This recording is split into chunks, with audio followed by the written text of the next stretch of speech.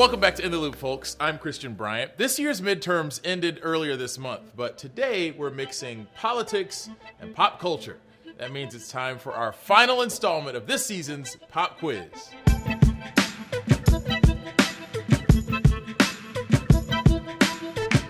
And of course, that means we're joined by Newsy entertainment correspondent and ITL homie, Casey Mendoza. Casey, what's up? Hey, Christian. It's always fun to be back, especially as the rest of our newsroom recovers from covering elections all over the country. Folks are gonna need their rest.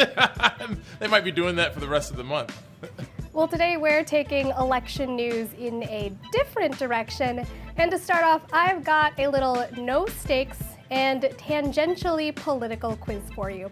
All you have to do is guess the celebrity based on their description and political endorsement. Throw it at me. Okay, so this first celebrity goes by two names. He's an Emmy Award-winning actor and Grammy Award-winning rapper, best known for a song about America. And in 2020, he endorsed Democrat Andrew Yang and even worked as the creative consultant for his presidential campaign. I think I know the answer to this, but I did not know that they endorsed Andrew Yang. Is this Donald Glover? That is correct. And yes, he both endorsed Andrew Yang and worked for him in 2020. We're going back in the past now to 2016. This next celebrity is a musician, actor, and co-founder of an 80s boy band. He's the brother of another famous actor, and their family owns a chain of burger restaurants. And in 2016, he endorsed Republicans Carly Fiorina and Marco Rubio for president. I'm thinking of that Wahlberg boy. What's his name? Donnie? Correct. Donnie Wahlberg? This last celebrity is a Grammy Award-nominated singer, rapper, and actress. She started her music career many moons ago, and she started her big screen career in the 2016 films Moonlight and Hidden Figures. In 2020, she endorsed, with a very simple tweet, Democrat Elizabeth Warren for president. I'd be in trouble if I got this one wrong because of all of the connections that I have to this person, very tangential connections, and the fact that they are on my list of celebrity crushes. This has got to be Janelle Monáe. You are correct, and that is a perfect quiz score. So, claps for CB. When was the last time I got a perfect quiz score? Have we had one? It was, wait for it, many moons ago.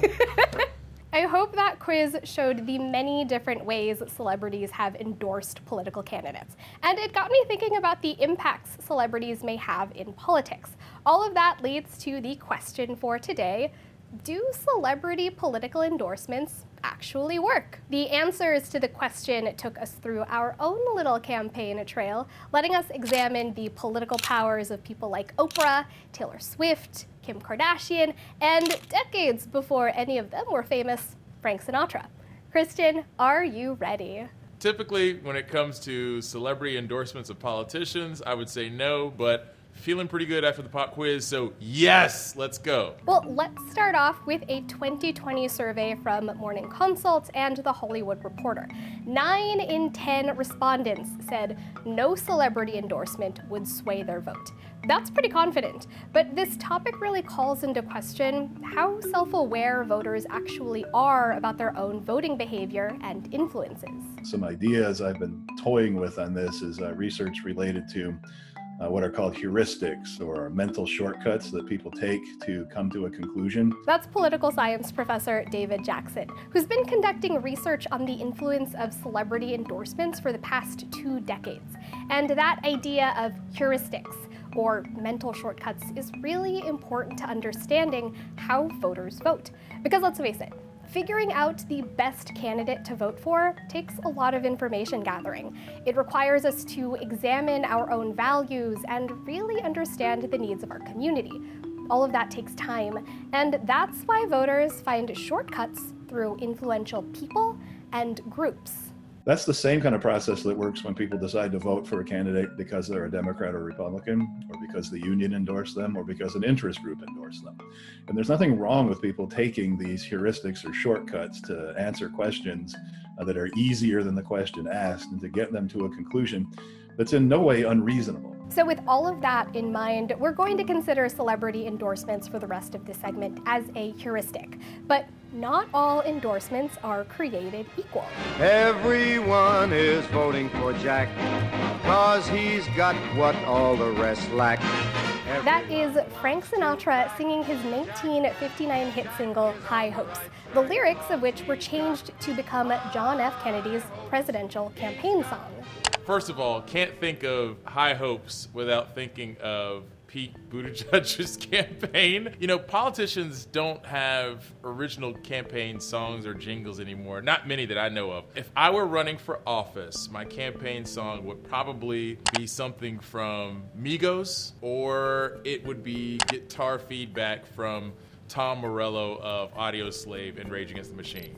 So Frank Sinatra was very vocally political, endorsing politicians like Franklin D. Roosevelt in the 40s and then JFK in the 60s.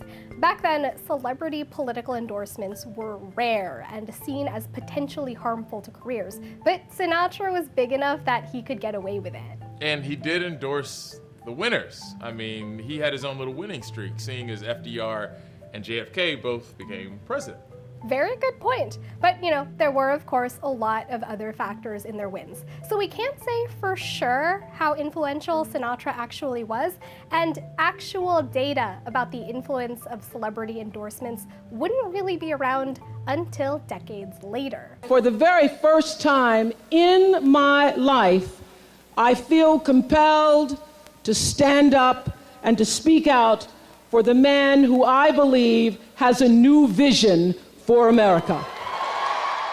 In 2008, Oprah Winfrey endorsed soon-to-be President Barack Obama, and it was hugely notable at the time, not only because she's one of the most influential women in the world, but also because she hadn't endorsed politicians before. Researchers from Northwestern University and the University of Maryland found that right after Winfrey's endorsement, contributions to Obama's campaign significantly increased in places with more Oprah magazine subscribers. And in terms of votes, researchers suggest that Winfrey's endorsement was responsible for approximately 1 million additional votes. But just because a celebrity is popular doesn't mean they can turn the tide for a race. I need to be on the right side of history. In 2018, Taylor Swift endorsed Tennessee Democrat Phil Bredesen for Senate and publicly rebuked his opponent Marsha Blackburn. It was the first time Swift really voiced her political opinions, and within roughly 24 hours, Vote.org found that nearly 65,000 Americans between the ages of 18 and 29 registered to vote, more than any other age group during that time.